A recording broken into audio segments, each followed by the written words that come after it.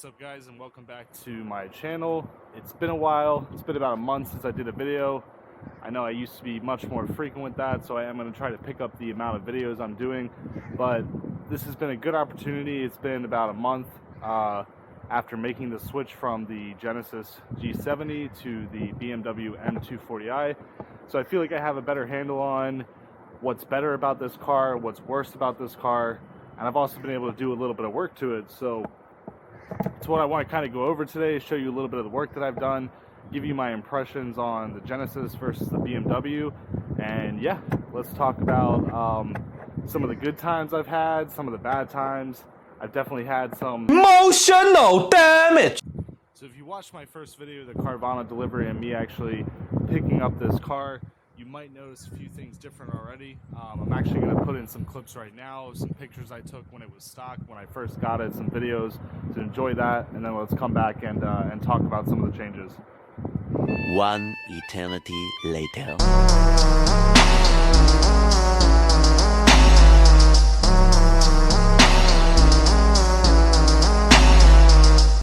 Alright, so just looking at the car, you might notice a few things different from looking at those stock clips. Most obvious things are the carbon fiber hood from CMST Tuning.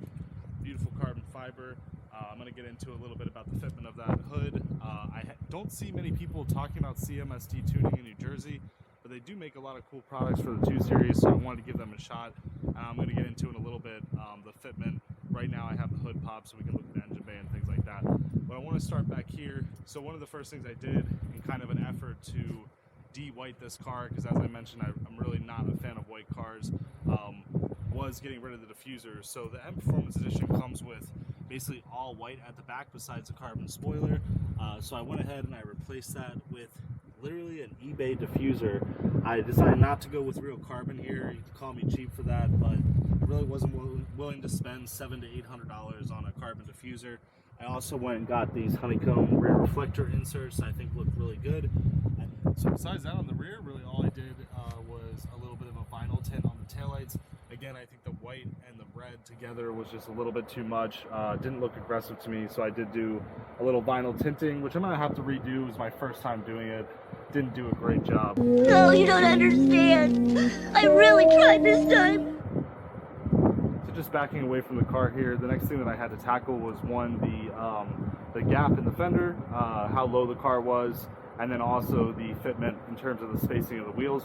I went with H&R Sports. I had heard that the Super Sports were a little bit more aggressive, but it seemed like some guys were having fitment issues. One of the things I learned about this car is that the F22 has very specific requirements when it comes to the spacing of the wheels, and just in general, it's very limited your options. So what I ended up doing was the H&R Sports lowering springs, and then I did 15mm Berger Motorsport spacers on the back and 12mm in the front. I think that gave me a really nice stance. It's almost perfectly flush, which I'll just come in and show you here. Almost perfectly flush on the rear, and then the front I think is still a little sunk. I could have gone with maybe a 15 square, but overall pretty happy with how that came out. Really helps make the car look a little bit longer. This is a very short, narrow car. Makes it look a little bit longer, and just in general makes it look more aggressive, which of course was the goal. So for the exterior, again, the next big change is the CMST carbon fiber hood. This is where some of that emotional damage has come from, unfortunately. So one of the first problems I had was that when I closed up this hood, the latch got completely stuck. So I spent about a day trying to get that latch open. I figured out why. Some of the rubber twist protectors that were supposed to go back on the latch initially did not fit in the holes that had been drilled, so I had to go and fix that. Once I did that, I was able to get the latch to rotate back where it was supposed to be, and I was able to fix that. So it wasn't too big of an issue. The issue I'm tackling now is really with the fitment. You can see on this side, the gap is bigger than on this side. Again, the hood is popped right now, but that doesn't really matter. You can see that this side's a lot tighter than this side. So I need to get some of my buddies to come over, help me adjust it, see what I'm doing wrong. But overall, quality of the hood is great. It looks great, obviously, and it really did a lot to make this car more aggressive. So that's pretty much it for the exterior. That's it for the cosmetics. Now let's talk about a little bit about performance. So looking at the engine bay here, you're really not going to see that much different. What I did was basically the car already had the agency intake on it, which is a good intake for the B58. So I went ahead and replaced the filter. And other than that, so far in the engine bay, I literally haven't had to do anything except for down here, which you probably can't even see. I'm going to see if I can lower it in there. I ended up doing the VRSF Catless downpipe, which allows me to go to stage 2. These cars respond really, really well to downpipes. It's pretty much, if you want to make extra power, you need to do that. So I went ahead and did that. What that allowed me to do, just moving into the interior here, is flash the stage 2 MHD tune. You can see down there to the bottom left. Just move in there. You can see that yellow cable that's hooked up to my AWD port. That comes up to a Ethernet cable that basically connects to my iPhone, and I can flash the car directly from my iPhone. So currently I'm on MHD stage 2. I'm currently running E30, and really for this car with the stock fuel pump, you can go a little bit further than that, but you really can't go very far. You need to upgrade to the TU pump or something like the Dorch Stage 2, which is my plan. That is a $1,500 to $1,800 fuel pump, so it's not exactly cheap. But what that'll allow me to do is run, up to E50, go get a custom tune. I'm planning to go to David Shoot for that one, run E50, and then yeah, we should be well into the 10s in the quarter mile, which really was my goal here. I mean, that was the goal with this car. That was what drove me away from the G70 and into this platform. So I'm not too far off already, and that's what I want to talk about. I want to talk about the differences in tuning for a very well-supported platform like the B58 versus something like the G70 that just unfortunately has not gotten the aftermarket love that the B58 has. So one of the things that I love about the B58 versus the G70 is basically the tuning ability and the cost of that tuning. So again, with that Ethernet cable that I showed you earlier, and a $300 super license from MHD, I have access to multiple stages, anti-lag, different controls that you really can't get in a G70. Everything from the exhaust to the fuel you're running, multi-maps, everything that I had on JB4 with the G70, but the MHD gives you a lot more control. And again, compared to the lap 3 tune that I had on the G70, which was essentially a $2,300 tune, this is a much cheaper platform to do mods on, and it responds just as well as the twin turbo V6 in the G70. So I think that's a huge benefit of the B58 over the Genesis. That's not really a fault of the Genesis, other than the fact that the owners of G70s and Kia Stingers and things like that just haven't pushed the platform as hard or as far when it comes to the aftermarket as the B58 has. The B58 has gotten a ton of love over the last few years since it's been released, and the market kind of signifies that in terms of the cost of modifications. Now, one thing, of course, that the BMW can't touch on the Genesis is the interior.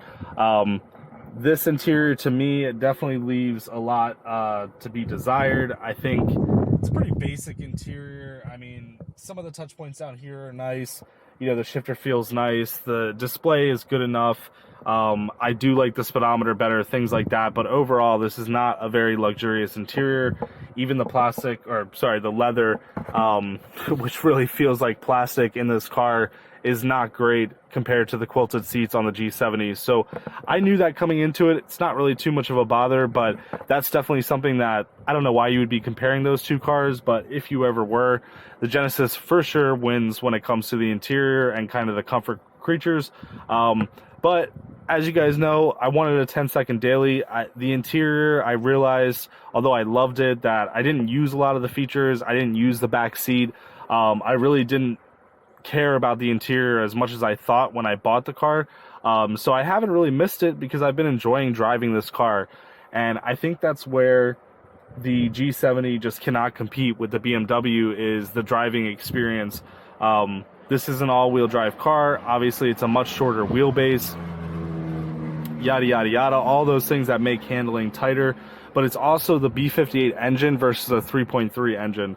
I always found the 3.3 to be a pretty great engine. I thought it was pretty smooth. I thought the transmission was decent for what it was, but it just doesn't compare to the B58 and the ZF8. The power and how linear it is and how well the transmission responds to that input is just on a totally different level, and I think it's where you really see the experience of BMW over kind of a new brand in Genesis. Although they have former BMW, former AMG guys, you can tell that the money and the development money is just not there compared to a car like this. So I think that, again, for someone like me, if you're more worried about the driving experience and how the car handles and pulls and drives when you're really pushing it aggressively, there's just no comparison. And that's what has left me very happy with this car, despite things like this, which is very BMW. But you're going to see right now, I'm getting, since I installed the hood, a nice little warning, a nice little notification. It's coming. There it is. My hood open. So that's my biggest headache right now, is that even when the hood is closed, the sensor has either broken or something is wrong. The circuit is still open, but it is registering my hood as constantly open. And that has really been doing my head in. It beeps constantly. If you're clever enough, you might have noticed, but I actually programmed in a different chime. I programmed in the Rolls-Royce chime over the BMW chime because I just could not listen to this warning any longer. It was just absolutely driving me crazy. So I guess the question then is really like, how these issues that I've had, like this hood thing and, you know, some of the more annoying things, how much was it my fault and the mods that I did versus how much was it BMW's fault? So the hood open, obviously that's from the carbon hood. I have an idea of what's going on with that. I've tried a few fixes, but of course everything inside of BMW tends to be over engineered, including the hood latch. So the hood latch actually has a sensor behind the latch, and then on top of that there's a micro switch inside the latch. So basically, no matter what I've tried, from unplugging the sensor to trying to trigger the switch, it's constantly saying that my hood is open, and I'm basically going to have to get a custom code done and just code that sensor out entirely and just be done with it. I know when my hood is closed, I'm not worried about it popping up while I'm driving. I don't need that notification. So that's the next step. But I did have one issue literally on day one with this car, and that was with the taillights. So I got a warning literally day one saying that my left turn signal was malfunctioning. Turned out to be an extremely common problem. Still not exactly sure what happened, but I was able to download an app for the BMWs where you can code out certain things, and I basically coded in an LED module for my taillights, and that fixed the problem. It's never come back. I replaced the bulbs. Everything's good. So again, it's like, you know, more things pop up with the BMW, but at the same time, you have apps at your disposal that have fixes for it. It's like $30.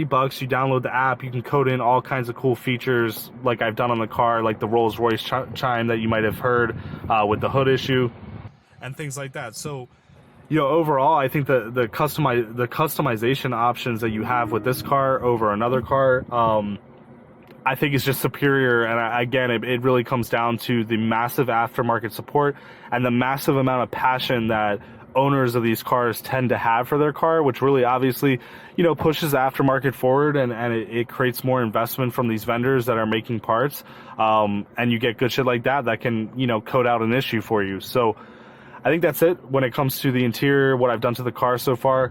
I want to talk about, again, what's most important to me in the performance. So what I'm going to do is I'm going to show you some clips of my G70 versus my BMW, and kind of talk about, you know, within a month, how I've been able to actually exceed the performance of my G70 with probably 10% of the investment. So we're going to get into that now. I hope you enjoy it, and yeah, leave me some comments.